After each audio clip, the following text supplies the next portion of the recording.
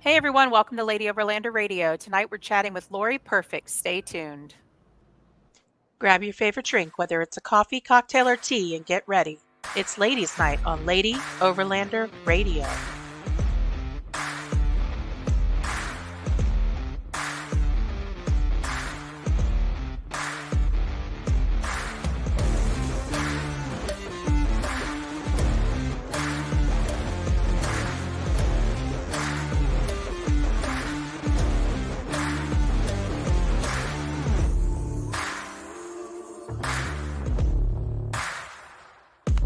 The Lady Overlander Radio podcast is sponsored by Frontrunner Outfitters, Midland Radio, Go Treads, Sport Keg, CB Adventure Supply, Adventure Trail Outfitters, Overland Spices, and the More Expo. Hey Arla, hey girl, hey. Hey girl, hey. I missed you. You missed me? I missed you. Yeah. Boo. Mountain Boo, West boo. wasn't the same without you. Of course not. Indiana wasn't the same with this year. It was still fun though, but I'm not going to lie. But I did miss you very much. It looked like there might have been some rain. I saw somebody's feet in the water. Yeah, it was raining, and then it was sunny, and then it was cold, and then it was hot. You know, Colorado. And it was windy. And windy, yeah. All the things. Looked like a good turnout though. Yes, we did. We had a great turnout for the Ladies Overland Lounge. We did several different classes, everything from finding locations to trail wrenching for women. Tara did that class, which was awesome. Solo female travel tips, all different kinds of stuff. It was a really good time, and we had a really good turnout. And in 2 weeks, we'll be up in Idaho for the Teton Overland Show. And woo, puppy dog. That wasn't me, just for the record. Hey, Dylan. Told you, Dylan. Sorry. It's all good. I got a Doggy jungle wants to be here. I on got a zoo here. My dog's at my feet right now, so we're good. Yeah, Lori's in Costa Rica, so she's got a whole jungle around her right now. So she's house sitting and puppy sitting and kitty cat sitting and parrot sitting and I'm sure all kinds of other critter sittings. Pool sitting. Howler monkeys outside all the time. Oh, nice. Yeah. Very cool. Yeah, so we have Teton Overland Show, and then I just talked to Chris Holloway from More Expo. He also does Big Iron Overland Rally. We got some classes scheduled for that at the end of the month, at the end of September. And then Expo East. Yep. And then you'll be doing Rendezvous in the Ozarks. Yep. And I think that's it for the season. I hope. And who knows? Goodness. Yes. Who knows? Who knows? Yeah, I hope so. We'll take a winter break. Everybody will chill, gather themselves, and we'll figure out next year. You'll camp because it's nicer outside. Yes. I don't know if you've ever been to Arkansas, Lori, but fall in Arkansas is amazing. Beautiful.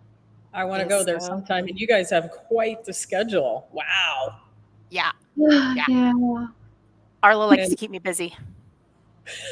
I'll be at East also. Yay! Mm-hmm. I'll see you there. Yeah. Yay. Cool. I just sent Azure all the classes we want to teach, and I was a little tardy with that, but she and I chatted at Mountain West, and I just sent her all that for Expo East. So that'll be fun.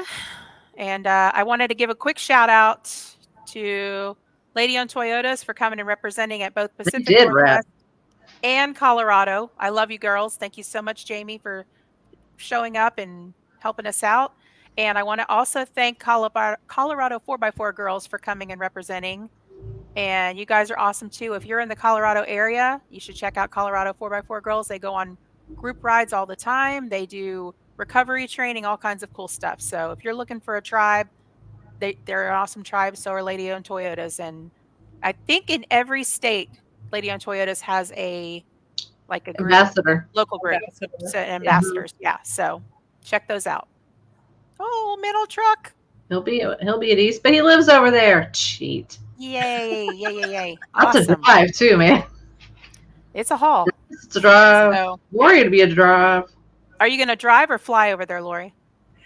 I'm flying into Pennsylvania to see a friend, one of my really good travel partners, and then driving over to Ohio to see my dad, who's living back in Ohio, where I'm from, and then driving back to Pennsylvania, and then driving down to the show, and gonna work it for a few days, and then teach a couple days. I don't know my schedule yet; it's not out, and yeah, I'll be there all week. So I've never been to the East one. This will be a new fun adventure.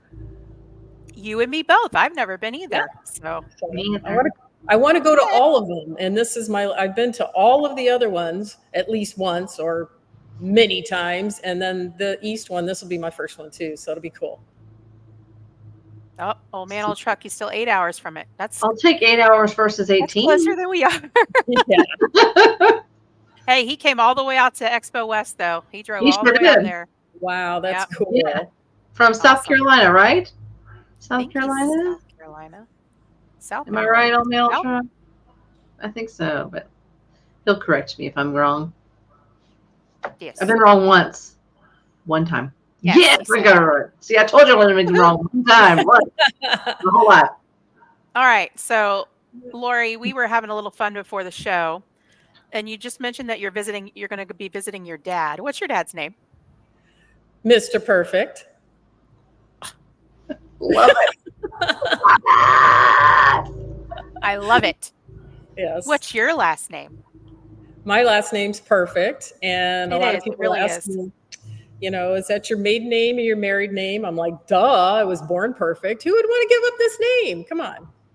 No one ever. Mm-mm. I've had people ask me to marry them like at least 3 times. I'm like, no, and it's not about keeping my name. They're just the wrong person. But Yeah, you just didn't like their names as much as yours. That's all. right. Yeah. It's a fun I don't name to blame you. have. Like one of my first computer jobs, they're like, we had to bring you in to interview you. We saw your name on your resume. I'm like, okay, and I got that job at Xerox Computer Services. So, anyways, That's it's a awesome. fun name to have. Of course you did. Oh, I bet you and your dad have heard all the jokes. Oh All the yeah, jokes. we're willing to hear more. It's not like it's gone to our head. I'm like, my mom was a teacher. My brother's wife is a teacher. Can you imagine writing the first day of school, Mrs. Perfect? They probably throw stuff at you. That's not your real name. Oh, Oh my gosh. I wonder if teachers get bullied about their last names. Probably. Probably. Hey, Dylan, come here, baby. Aw. He's a big boy. She's puppy sitting, so he the sounds dogs are like getting a little wild. he no happy. Oh goodness. I'm surprised Sadie isn't barking. Could she hear him? Oh yeah, she's down here. She's looking at me. I can see her eyes glowing. She's looking at you like, Mama, what's that? Who's in this house with us? Stranger danger. You didn't ask me. No. Nope. June is underneath the desk over here, just chilling. I got him Aw. his comfy blanket, so I don't know what he's barking at. He just random. Okay, I'm back. Oh, he hears the howler monkeys. If I went outside, but then there's cars and Nah. the neighbors are putting up boom fireworks and scaring the dogs, and that won't do good on the microphone. So No, that's probably what he's barking at is the fireworks. Hey, Amy. She is No, in a- they're- Hey, Amy. their booms like a rocket going off Like a somewhere mortar down going the street. Oh, wow. Crazy. I don't know why. Wow. So tell us a little bit about what you and your dad used to do when you were young. Well, mentioned I in was your born. bio. I was born and raised in Ohio for the first 15 years of my life, and I'm glad I was born a Midwestern girl. It's different than where I am now, which I'll get to.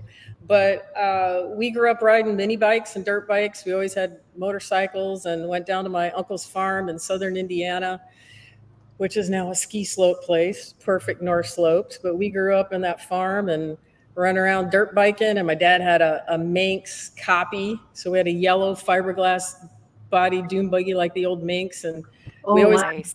Volkswagens. So great memories, So I'm an off-road girl, outdoor girl, tomboy, grew up a tomboy and playing in the dirt and all that stuff. And we moved to California when I was literally on my 15th birthday in a plane. and lived in the Mojave Desert. So we had Baja bugs. I had a 66 street bug and a 1964 orange Baja bug with the white fenders.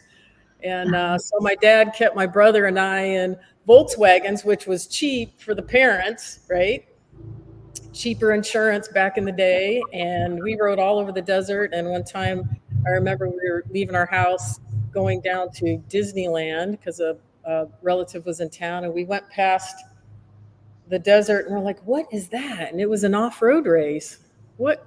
That's crazy. We got into off-road racing in 1979, 1980, and my brother's still doing that. My dad built engines, and I've pitted and been in pit crews and rode and all kinds of crazy off-road stuff in Arizona, Nevada, California, Baja. So it's been fun. I love off-roading, and I like to share it with people. And then, so that's, I don't know, came from Ohio. I live in San Diego now, and I'm in Baja a lot, either in California or Baja, or today, Costa Rica. And, but kind of where I got started was I was naturally, when I want to go do something, I guess I got it from my mom. I'm a natural organizer. So I used to ski, so I'd plan mammoth ski trips. Who wants to go? Okay. And I'd round up a bunch of people, and we'd have a condo full and carpooling. And then, hey, we want to go to see the races in Nevada or Arizona or California. Who wants to go check out the races? Okay. So I was always kind of naturally organizing people, getting people together to go do fun stuff. And then my boyfriend at the time and I went down, I think it was 1985, to one of the Baja 500 race. His brother and my brother were racing in class 9, I believe. And we pitted. And I'd always heard about Mexico and Baja, and you hear these things, you know. I was kind of new to California, and I loved it, got hooked, and I've been going ever since. So been exploring and running around Baja and like, what's down that road, down the back road, and checking it out. Even with my girlfriends, you know, my friend Pam and I were like, what's down that road? We found the best camping spots just going down the road and checking it out. So that's how I got started going to Baja. And it's easy because it's close right here to San Diego. I'm right by, you know, a cross-border region where I know a lot of other people in the United States, it's kind of a big deal for them to first get to California and then cross the border. So, yeah. So it's a little bit about how all that came about. Well, that sounds like the perfect way to grow up. Good, I did there. It was fun. Yeah. Perfect way. And that must have led perfectly into the job that you do now. I see what's happening here. I'll be here all night, folks. Ting, ting. So my day job for years was I was in IT, you know, in a male-dominated same girl. field. IT and then the training department and stuff like that. And so I did this on the side to keep me sane and get me out of my stressful work situation. It was just like an escape. I'd go to Baja, lead trips, and I've led lots of free trips too, with some groups online and stuff. I just love it. I love to share how to travel safely and everything in Mexico, and the do's and the don'ts, because you don't just want to wing it in Mexico. People are like, oh yeah, just wing it. I don't agree with that. Have a sort of a plan, but a flexibility plan. Back in 2002, I was online just dinking around, you know, early days of the internet, whatever. And I saw this website called totalescape.com. And I noticed they had some trips on there, and I'm like, oh, interesting. And the founder of the company is Dana Williams. She's awesome. Check out totalescape.com sometime. And I noticed she had a trip down in Baja, but it was the same weekend as the Baja 500. And I thought, well, if she's doing like a nice, quiet camping trip, that's not the time to go. If you're into off-road and all the hoopla, it's great. But if you're not into that, it's really hectic and there's a lot of people. So I reached out to her and I said, I don't know if you know, but your trip on there is the same weekend as the Baja 500. Just want to let you know there's going to be tons of people in Ensenada and may or may not be the timing. She goes, oh, thanks, and moved her trip date. So we started emailing over a year and found out we were kind of kindred spirits and loved the outdoors and camping. And she was running, trips in California, and she's a California camping expert. And Nice. and then I started leading trips for her in Southern California and Baja, and then she moved to Northern, and she did Northern California. So I did that while I was working full time. But I retired from a local government agency in San Diego, March 2020. Unbeknownst to me, what craziness was coming with COVID, right? Oh, yeah. So, yeah. And so let me look at my notes. And so I put up a new website recently, and I always was Perfect Adventures, and I can do that anywhere in the world, but I like to lead trips in Baja. It's my specialty. It's my passion. I like to see the aha, like, wow, that was really cool. We climbed up this little crevice and saw some cool petroglyphs, and just the off-roading and the beautiful scenery that's down there. It's very unique.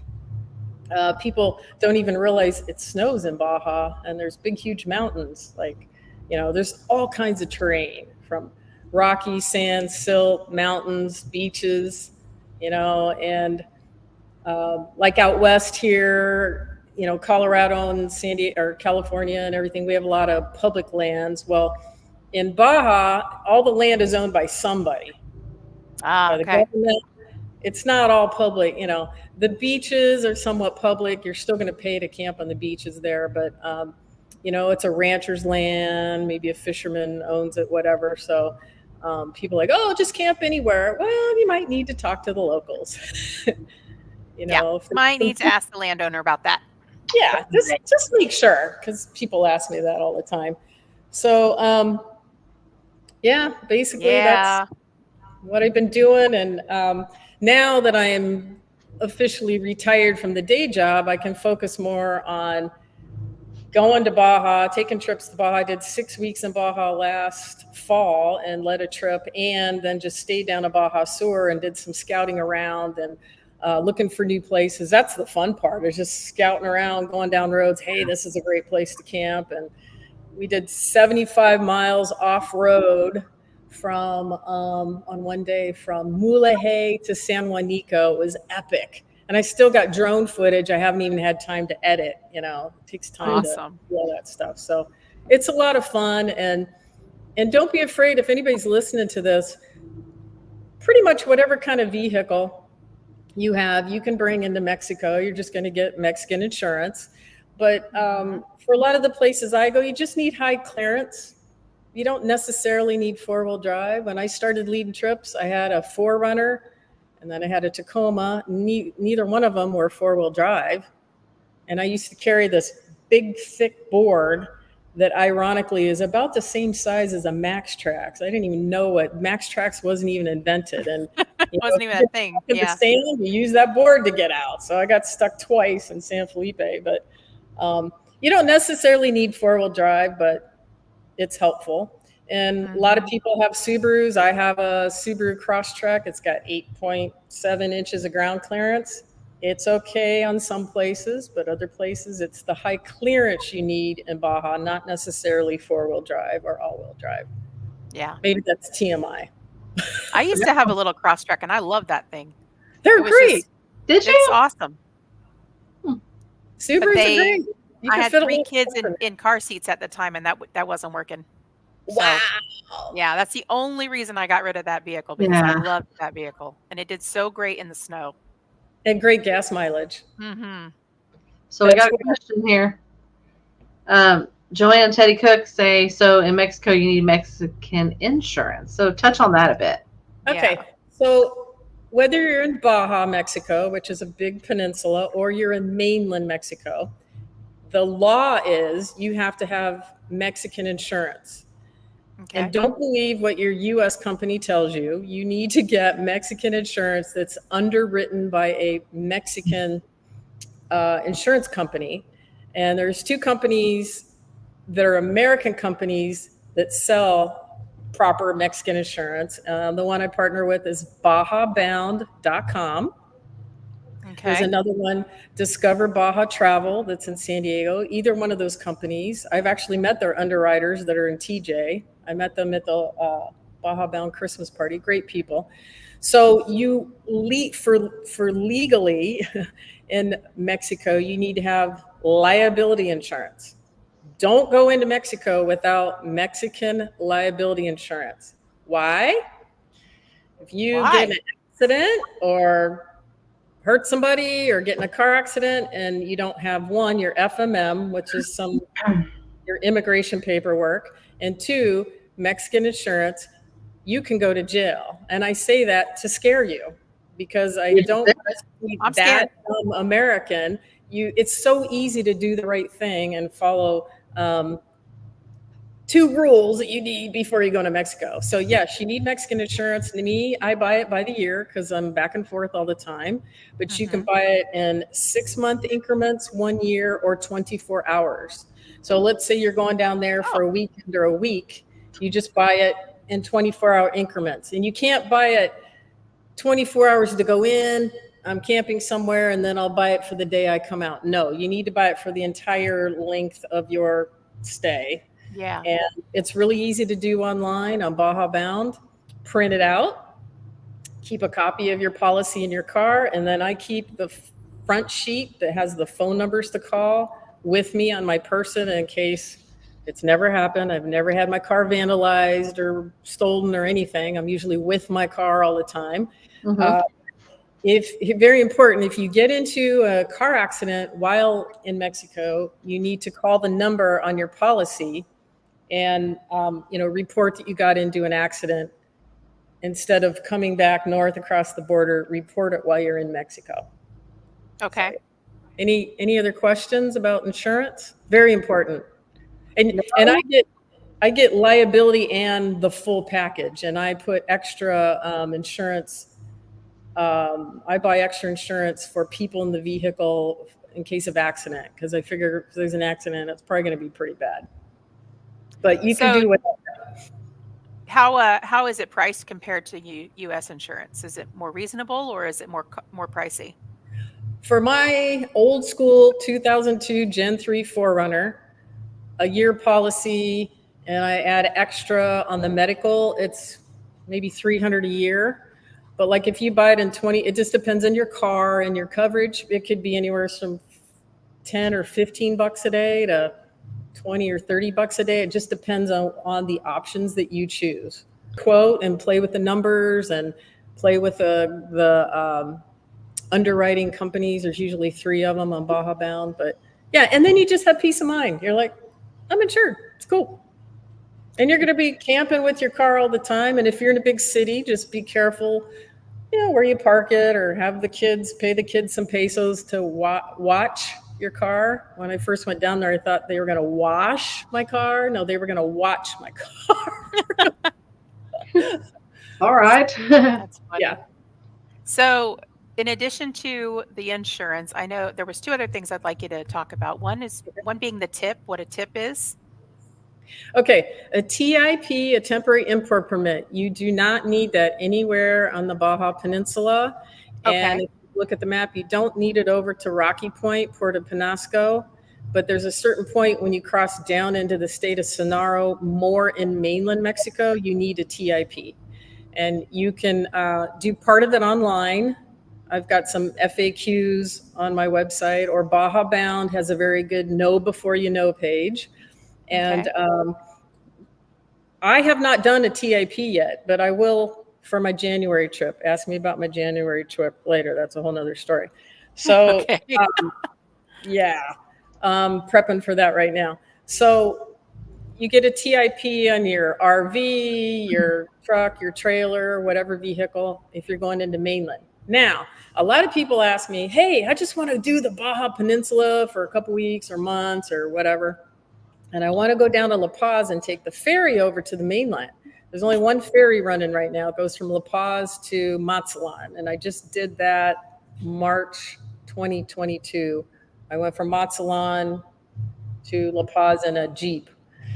And I thought it was pricey. But even if you forget to get your TIP at the border, you can get it at the ferry station, Okay. office. So that's kind of a newer thing in the last few years. So don't freak out, don't stress about it. And they're going to weigh your vehicle. It's done by weight. Sorry, guys. Leave all the heavy stuff at home. And then they're going to, I don't need that. I don't need this. Yeah. So anyways, you're going to pay for the TIP and a deposit. I think you can pay in cash or credit card, save all your receipts. Very important. If you're driving through mainland Mexico to Guatemala or Belize, you have to close out your TIP, right? So you enter, get your TIP in mainland Mexico. When you exit, get all your stamps, turn it back in. When you come back north into Mexico, you got to do your TIP thing over again. And then when you close out your TIP on your vehicle, you get your deposit back. It could be $400 or $500. Yeah. And you don't want to leave that hanging because that'll give you issues later if you come back. So it's not a big deal process at all. Yeah, I heard that it can be a big process or a big deal if you, like, I know Eric and Brittany Highland, when they flew in for Expo West, the tip was still running on their Gladiator. So when they got back, they still had more time in the country, but their vehicle didn't. So they had to go through this whole process to get that taken care of. So, And yeah. usually the TIP matches your immigration papers. So in Mexico, you can get they call it a tourist visa. It's not really a visa. It's like a permit to be a tourist. Okay. And I really like to stress this. A lot of people complain about people coming north and not having their papers. When we go to any country in the world, you have to have you go through immigrations and you go through customs in any country in the world. So there's a little thing, it's called an FMM. You can look it up on my website or Baja Bound, wherever. And it's simple. You just walk into immigration, get it, and it is a legal piece of paper. It's about this big. I should have had mine with me to show you. And it says you're legal to be a tourist in the country. You're covered. And you can get one for free for 7 days if you're just down for the weekend. Nice. Those of you that are flying, the airline takes care of that. You remember filling those out in the plane. But when you're driving, it's your responsibility to get out of the car, walk into the immigration office and get it. They're not going to come out and ask you if you have it. It's our responsibility. Keep it with you. Mexico recognizes passports and the U.S. passport card. Mexico immigration does not recognize Century or Global Entry. That's a U.S. thing. So to go into Mexico, you either need a passport from whatever country you're from or a U.S. passport card, get your FMM, and you're set. And it's the fee for 6 months is like $30-$35. It fluctuates. So another tip I give people is even if you're gone for a month or 3 weeks, get the full 6 months. You're paying for it. Just tell them you want the full 180 days. It's none of their business that you're only gone for 2 weeks because you might decide to stay longer and you're having fun, or maybe you want to take the ferry over and stuff. So get the full 180 days. They write it on there. It's a piece of cake. And love it. Yeah. Now, before we get into the passport and the passport card, because I do want to revisit that, let's go to Joanne and Teddy's question they had up there, Arla. So they're curious on the medical. Does it help you get out of there in case there is a medical emergency? So I guess medical insurance. I think when you were talking about insurance. Oh, that's just car insurance. Yeah. Medical. So I do teach classes at the expo about some of this stuff. So I recommend to all travelers going into other countries outside the U.S. Okay, your U.S. medical insurance does not cover you, any of us. There's only one federal policy that I know of. If you check, most of our insurance policies do not cover us outside the United States. So you're not covered. Maybe an emergency, usually not though. So it's best to buy travel trip health insurance. So I have a couple companies that I like. I'm in Costa Rica. I bought it because last year I was here and I did have a little bit of a medical thing happen. So you can do that. There's also those companies like SkyMed. I don't know. There's a couple companies out there that you could buy, like they'll fly you out or whatever. And I don't remember the names of those right now. But yeah, car insurance completely separate from medical health insurance. Okay. Yeah. So that's one thing that I have heard is that medical in Mexico is actually a lot of people pay out of pocket for it because it's not Yeah. super expensive. Right. So So and yeah, my dentist is in Tecate, Mexico.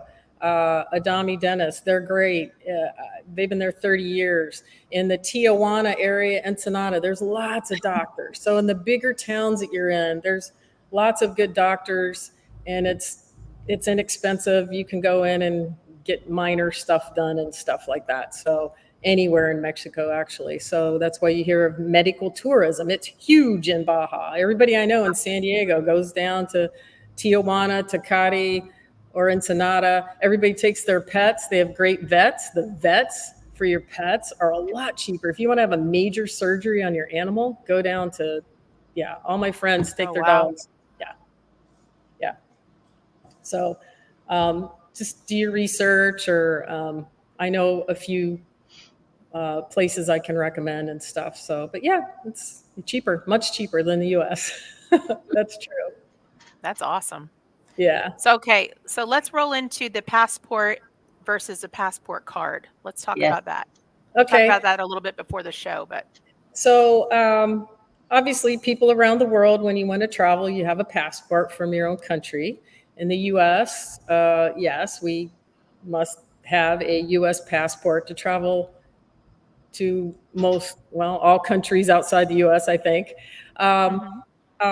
We were talking earlier about passports and passport renewals. And so when I hear people talk about that, and I used to talk to people at my day job a lot, they'd come and talk to me all the time. What do you know about this?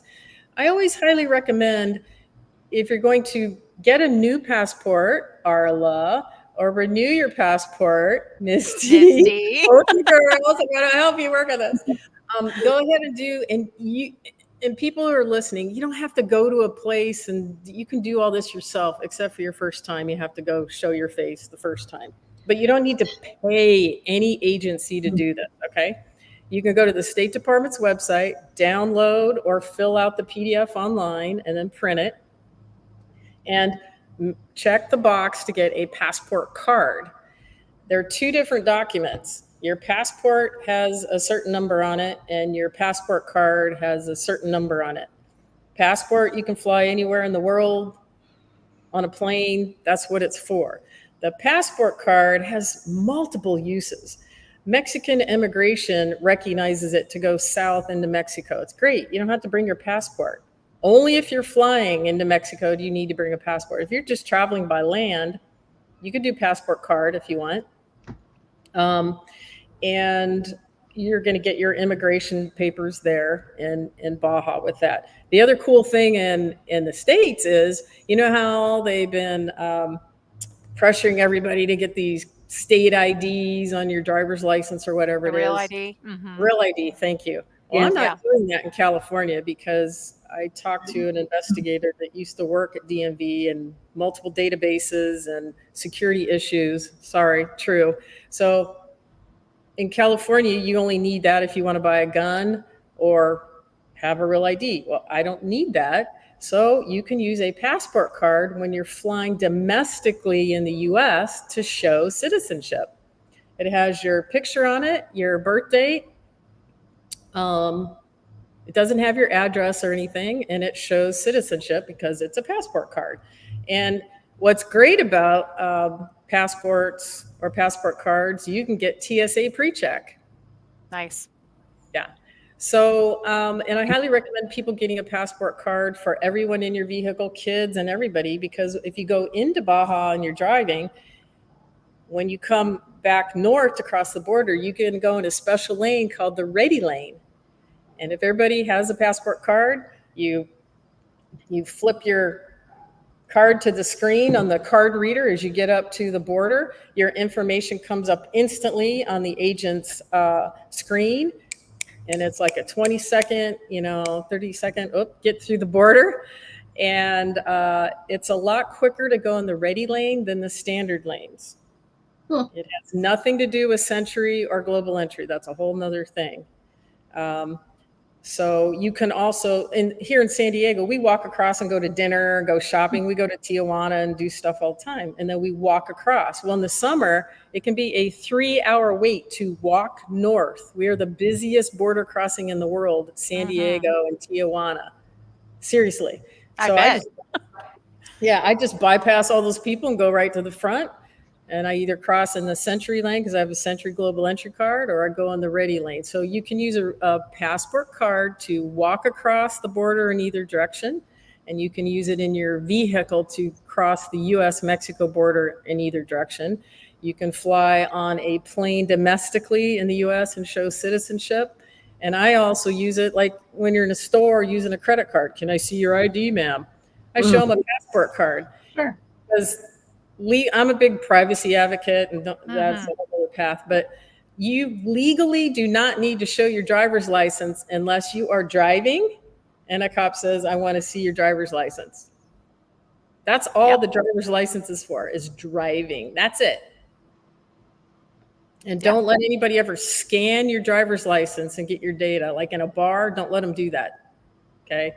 Show them your passport card. They can scan it all day long. They're not going to get any data off of it. It's an RFID chip thing. So anyways, I mean, talk about that all day. So oh yeah. That's good info. Now it does have your date of birth on there, correct? So if somebody who is 21 wanted to show it for proof for an alcohol purchase or whatever, they can. Yes, correct. It has your birth date, your photo, your name, but not your address. And I never put my home address on any of those things. I have a street address PO box just for all of us that need more privacy. Yep. I like it. Very much so. That's a whole other conversation we'll have another time. But I used to teach privacy classes, so I love it. I'm in cybersecurity, so yeah, I'm right there with you. Yeah, we got to talk. Yeah. So what did Gen Xer say here? This is what had no idea about all these passport card hacks. Awesome, thank you. Yeah, you're welcome. I don't want to scare anybody, freak anybody out, but the idea is if you're going to renew your passport or get one your first time, go ahead and check that box. It's only like $30 or $40 more, and both documents are they both are worth or not worth. They last 10 years. Okay. So I was one of the first people to get the passport card. Mine has a different expiration date than my passport. So always and I just renewed my passport early because I need it next spring. And it took 3 months to renew my passport. That's the standard time, but now it's taking longer. So if you think you have an international trip coming up, just get it in there now. Yeah, we'll be getting mine renewed and the kids their first passports. And then when my husband gets back from India at the end of October, beginning of November, we'll have to renew his because it will be within the 6 months from expiration by that point. So there'll be a lot of passport things happening. Yep. And for those of you, that may already have a passport, here's a little tip. Let's say you already have a passport and you're hearing this or learning about, I want to get a passport card. There's a little trick. I don't know why the State Department does this. You have to time it when you don't need your passport.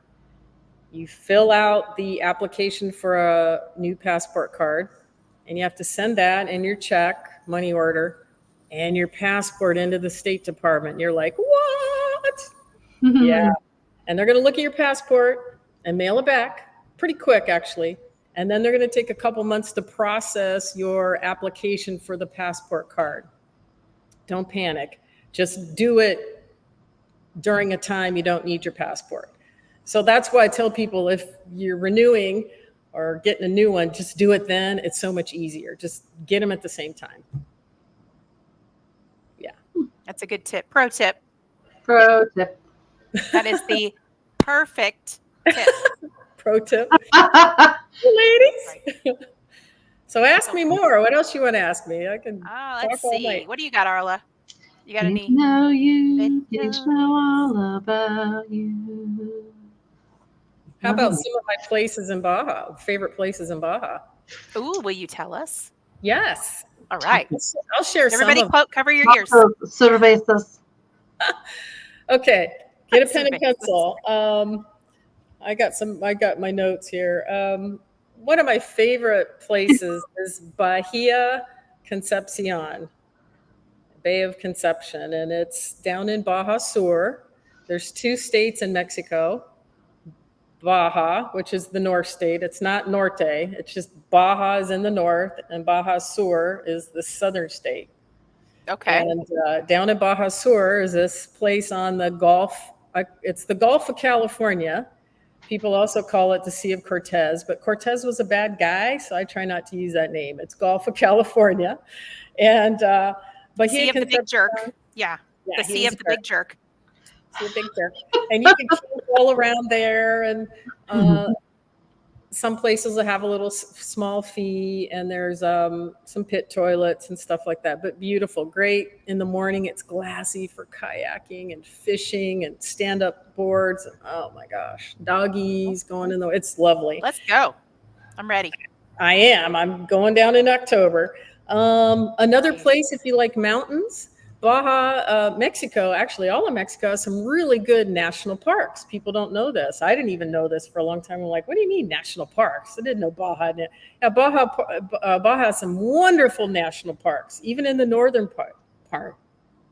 And you can get there Very pretty nice. easily. Laguna Hansen. My favorite is San Pedro Martir. San Pedro Martir is about a 5-hour drive south of the U.S.-Mexico border. And I take people up to 9,000 feet. We camp at about 8,200 feet, and there's hikes, and you can go on an observatory tour. It's awesome. And you can see El Diablo Mountain across the way. It's the tallest mountain. It's 10,000 feet. Yeah, Baja has, mountains, and it can snow up there. So don't go in the winter unless you like snow. Yeah. Don't go in the winter unless you like snow. I like snow. Yeah. I don't like to camp in snow. I like to play in the snow, but not camp in the snow.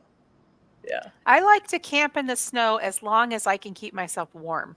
I got to layer up and because camping in the snow is beautiful, but not in a blizzard. Like just when there's snow on the ground. Yeah.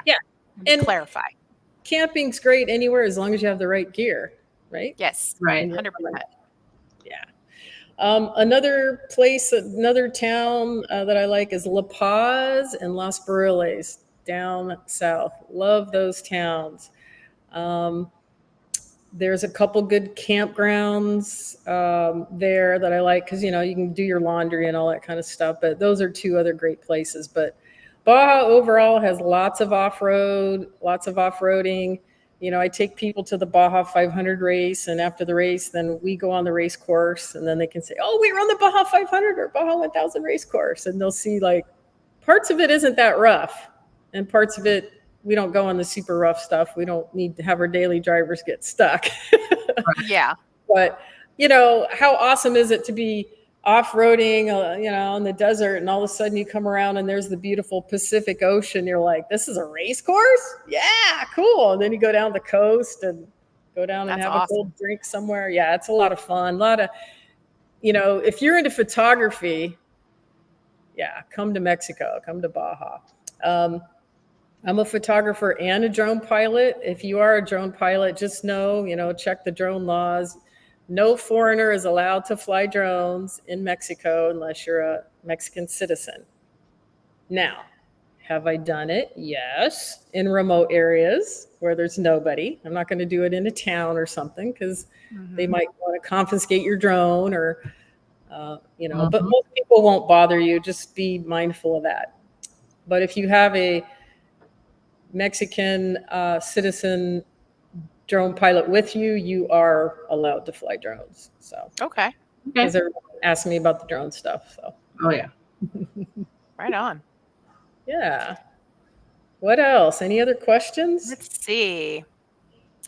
I did have one, but let me look here. What's your favorite place to eat down in Baja? Oh, There's so many. The fish tacos are fabulous. I always talk about going on a fish taco run. If you're in Loretto, El Rey, so it's EL space REY, El Rey Taco, right around the corner from the Mission. That one's good. There's so many good restaurants. That's what I've heard. So I was like, I guess you won't be able to pick one. Yeah, and I love Mexican food, so it's different than Costa Rican food down here, that's for sure. But yeah. Same. And what's great is sometimes if you're camping along the beaches, along the playas and stuff, especially Bahia Concepcion, the vendors will come up. Excuse me. The vendors will come up in their little cars or little Corollas. And in the back, they have coolers full of fresh fish and shrimp, and you can buy it from them and make fish tacos right on the beach. They'll come by with souvenirs and rugs. And there's the lady that comes from Mulegé. I think it's Juanita. She's got bread, from her bakery that she makes, and tamales. And so you could just sit there on the beach and they'll come around. What do you want? There's even a guy that'll bring you water. The pizza guy comes on Wednesdays. And on Wednesdays, the farmer dude shows up and he literally writes down your fresh food, fresh veggies and fruit that you want, and then he delivers it to you on the beach on Friday. Yes. You don't have to go anywhere. Do it. Yes. You had me at pizza guy. Yeah, you had me at Wednesday. And what's great about that is Wednesday. Yeah, and you're keeping the locals employed. They're doing a service. Yeah, that's really cool. There's a guy that brings juice, fresh squeezed orange juice. It's like, then you can have your vodka and orange juice on the beach or whatever you want, So it's really cool. And some places just know the vendors are coming up because they're trying to make a living and feed their kids and stuff too. So they're not annoying to me. Now down in Cabo, you're sitting on the beach. That's kind of annoying, but I don't know. When I'm in Baja, most other places in Baja, it's fun to talk to them, and they're practicing their English and you're practicing your Spanish and you become friends. And it's probably fairly cheap, right? I mean, the food. Everything everywhere has gone up after COVID, but reasonable, very reasonable. Yeah. They've been working. They went out and caught the fish and caught the shrimp, and it's going to be cheaper there than going to a restaurant or somewhere usually, or even to the fish markets. It's like the best kind of DoorDash ever. It's like DoorDash. Here's your fresh food. Wow. The original.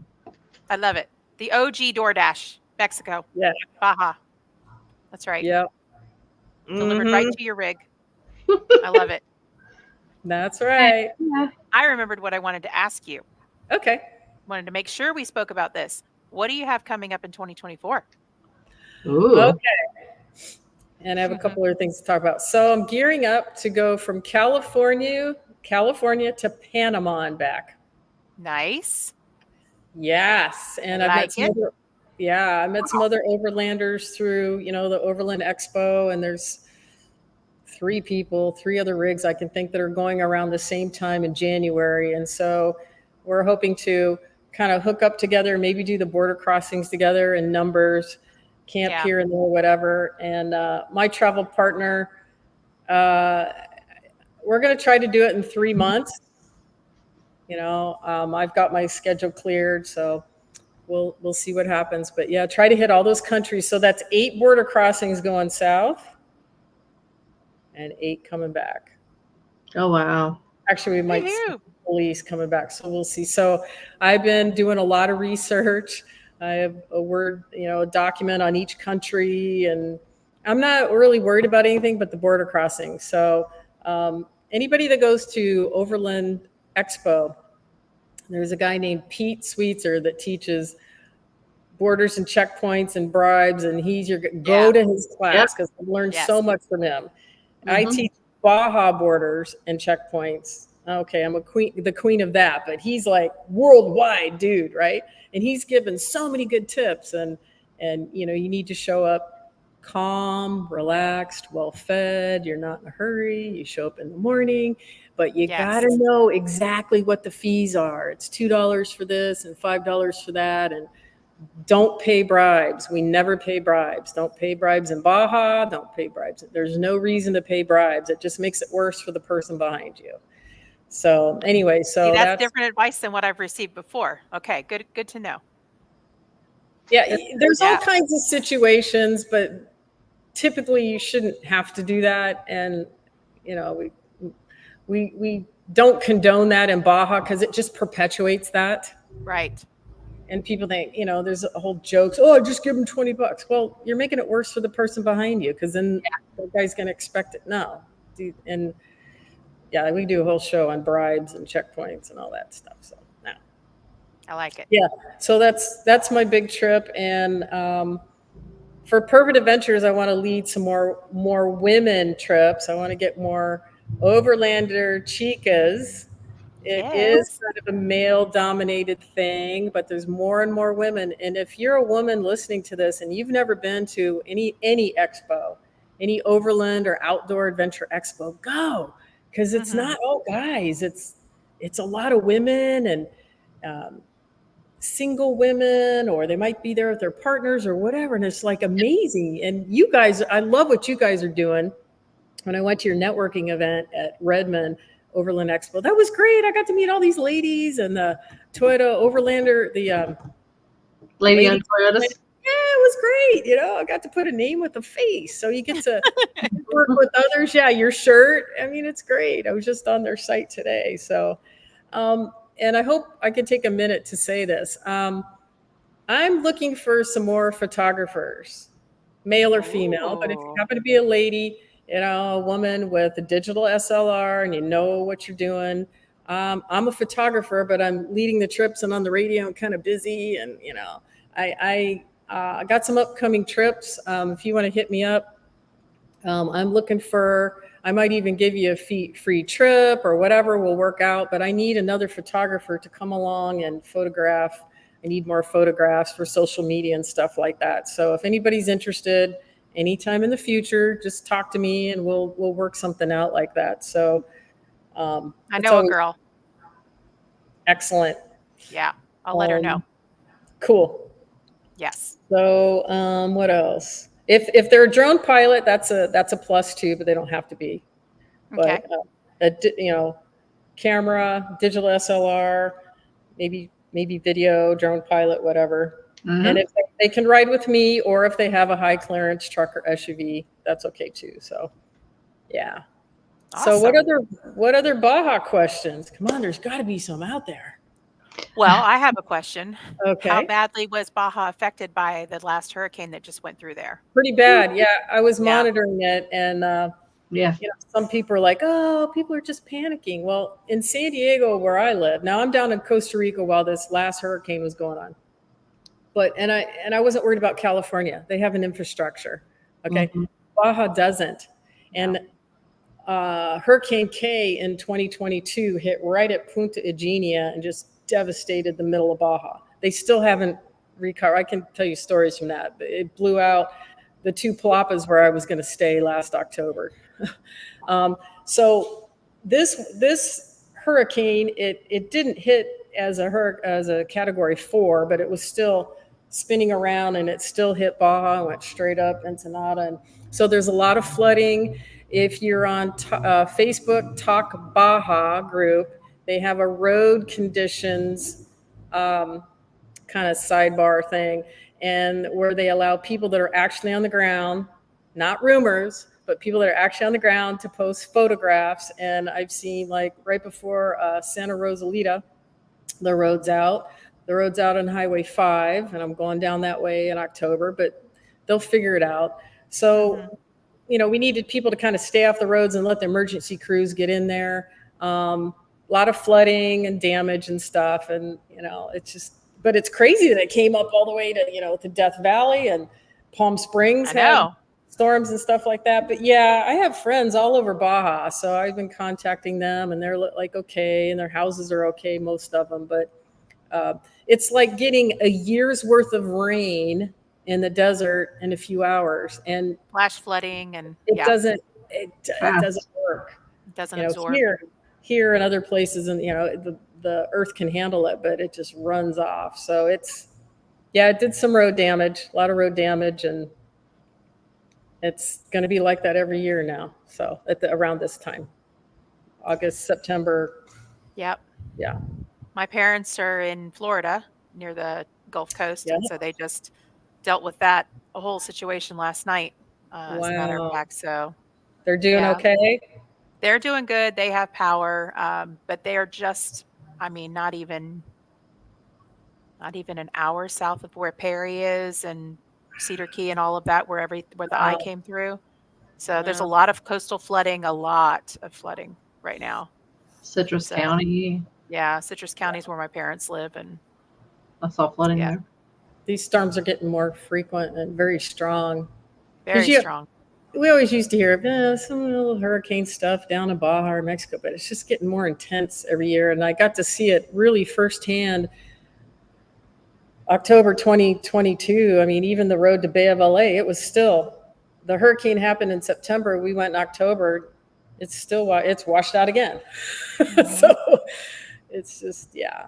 Yeah. So, and Yeah. why that's a big deal is certain places in Baja, like Bay of LA, they can't get the fuel trucks in. So then there's no fuel. Like just a couple of days ago, there was no fuel in Bay of LA. That means they can't get food, and so it is important to have that infrastructure of the road system, because there's not very many roads in Baja. A lot of dirt roads, but not too many highways. Yeah. It's Yeah. crazy. Crazy. These Good storms question. are super powerful now. I mean, I don't know. It's just, Scary. yeah. Yeah. I don't even like seeing the pictures. Yeah. So Yeah. And Nothing. so there are resources. Like I don't travel in Baja like right now, like September 1. It's super hot, not on the Pacific side, but and so there's certain times of the year that I'm leading and running trips and that I like to go down to Baja. Like October, mid-October to December is perfect weather. It's less wind. A lot of snowbirds go down and live in Baja or in Mexico from, say, Thanksgiving all the way to March. But San Felipe can actually be pretty cold in January. One time I was there and it was down to like 35 degrees. It's like, what? Yeah. So, so is it hard to find camping in the winter then? Or is it still okay? Still okay. Yeah. And if Nice. you're unsure, just go to designated camping places. Some people won't agree with me on this, but from what I know and talking to locals, from Tijuana all the way to El Rosario, which is 6 hours south of the border, I wouldn't camp, especially me, a woman by myself. Do not camp by yourself on the Pacific side. That's where all the drug running and all this stuff's going on. Now, if you're with a group and you got several rigs and there's certain places you want to go and certain places you don't. If you have a question, contact me. I'll give you some great places. I'll give you one right now. 5 hours south of the border, there's a surf hostel. My buddy Richard owns it. It's called Cuatro Casas, which means 4 houses. Cuatro Casas. It's near a little village called San Telmo. You can look them up. It's a hostel. You can stay in the hostel. They have private rooms, dorm rooms, but you can camp out front on this property. You're going to be totally safe. You can surf. There's a nice south swell there. You can off-road in the area. That is a perfect place for beginning overlanders. I take people there all the time. They love it because you got a baños, you got a bathroom, and you can camp. Love it. And it's up on a cliff. Yeah. Great. So that's a great place. And there's hostels in Mexico. And I know a lot of people have a negative, sometimes connotation in the US, but hostels are great outside of the US. Okay. They are. You can get private rooms. I've stayed in hostels in Costa Rica, Mexico, and New Zealand. And they're great, and they're cheap and cheerful. But this one's great, Cuatro Casas, because you can camp out front and still have access to a bathroom. And tell Richard I sent you, so he knows me. So I'm gonna take all you ladies there. Yeah, he's an American. He's been down there over 30 years, and he owns a place. Protection. Do you have to be careful what you take with you? Laws or other issues? That's Gen Xers, Overland. Okay, I'm going to take that a couple different protection, like guns and weapons. Okay, we all know, hopefully, you can't take any ammunition, any guns, Nope. and Nada. big knives into Mexico. Don't do it. You don't need it. Don't do it. If you're going to take a fillet knife for fishing, sure. Hide it really well. Protection. What was the other thing? Oh, a couple things you can't bring. A lot of overlanders have all this stuff on the outside of their vehicles, right? Propane and the gas tanks and all that. Yeah. Don't have gas in your extra gas tanks hanging on the outside of your rig. In fact, empty that. Yep. Empty that gas tank and put it inside your car. You probably won't use it, but if you are in a remote area of Baja or Mexico, then go to the gas station and get it filled, okay? But you can't cross the U.S.-Mexico border. Even all of us that race off-road, you can't have big 50-gallon drums of trick racing fuel. There's a whole thing about fuel. If they see that, they're going to be like, pull you over to secondary. Yeah, no. I have never been hassled about propane, but I have propane in the vehicle. So maybe just don't have your propane tank hanging on the outside of the vehicle. Put it in the car. I've never had a problem bringing it in. Other people have, and even if there was a problem, there's tons of propane places to get your propane filled. But no, I bring full propane. No weapons, no guns.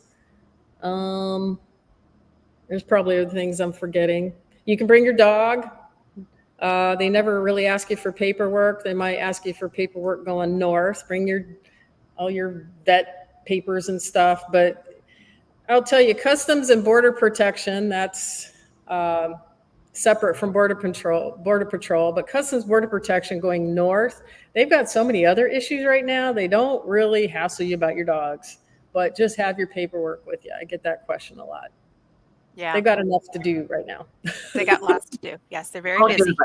Good advice. Oh, yeah. Yeah.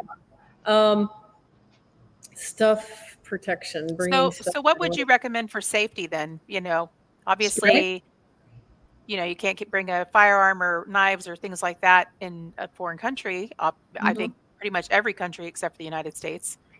So what would you do to protect yourself? What do you recommend? I've never had an issue. I think if you got to get that close to somebody and have a fight, or I don't have anything physical, I've never encountered that. So I don't even worry about that. What I would bring is I have a Garmin InReach Mini 2.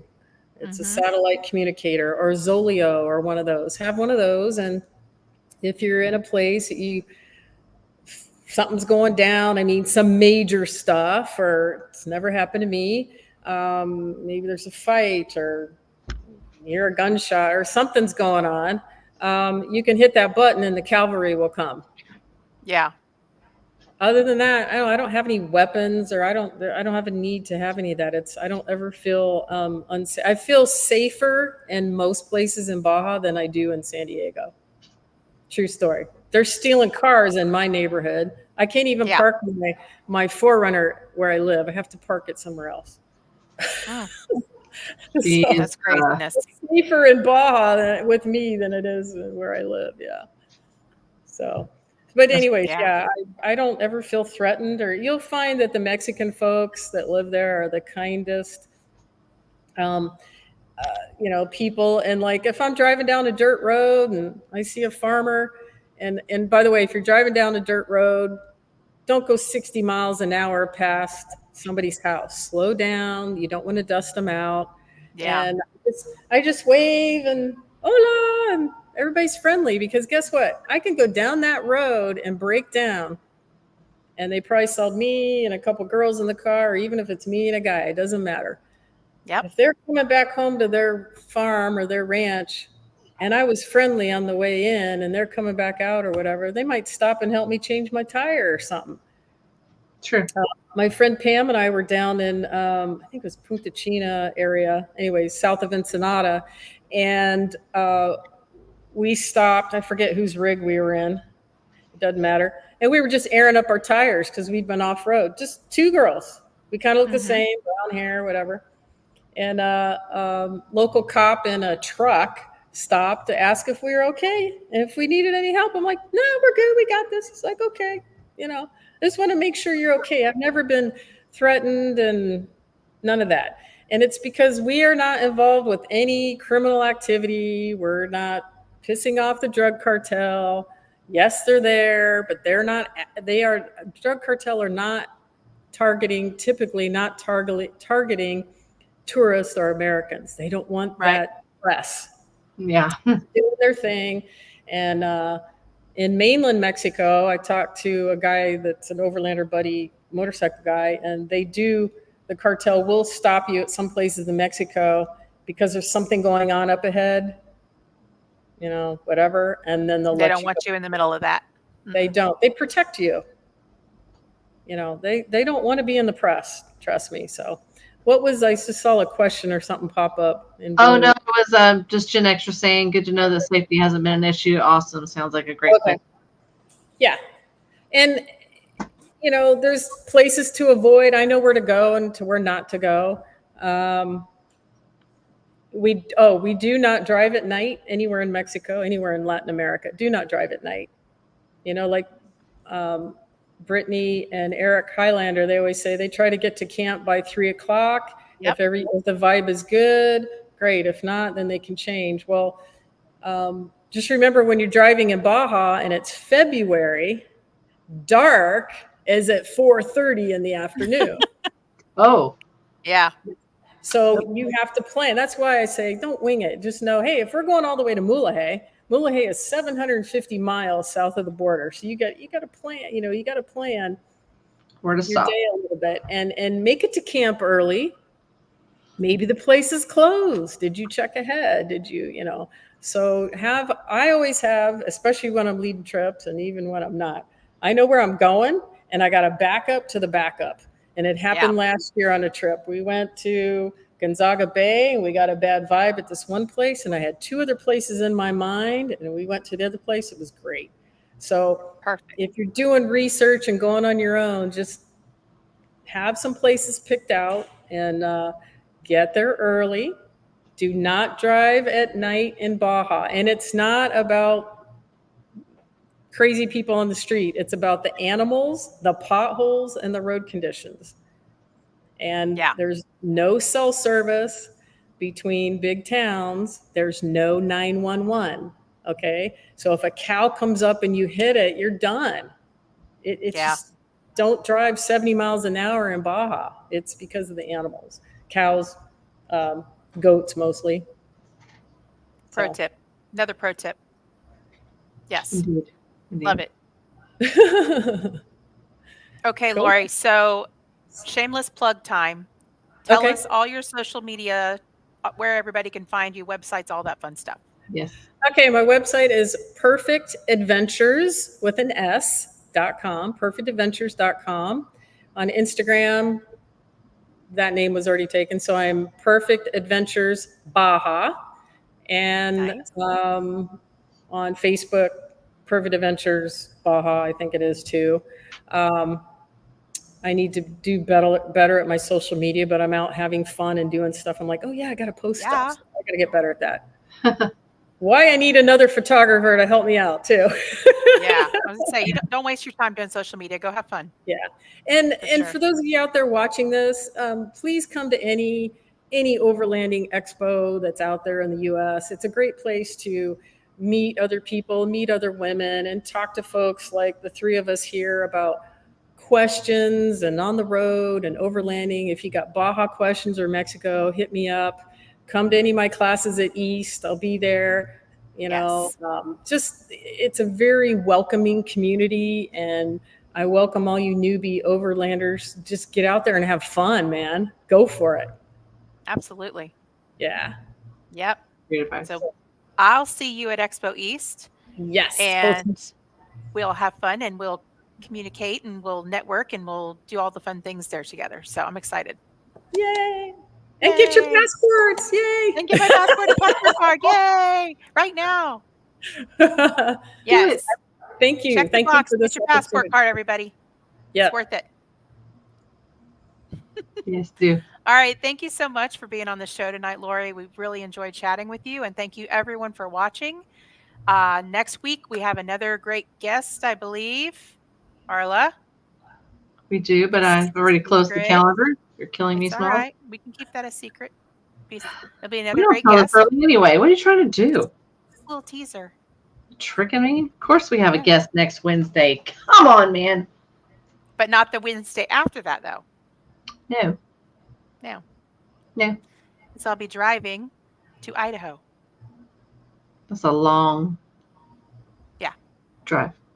We're gonna make it fun though. Tara McGovern's we're gonna meet up with her in Colorado, do a little camping, have a little fun. She's got a trailer right now from Expedition Trailers that we're gonna have at the show. We're gonna be serving cocktails and charcuterie boards out of the trailer. So it'll be a really good time at Teton Overland Show. Indeed. You're Lots going of to fun. Idaho. You're going to Idaho, and then you got to get back to Virginia. Idaho, then back to Arkansas, then to Kansas, then to Virginia. Yes. Yes. Wow.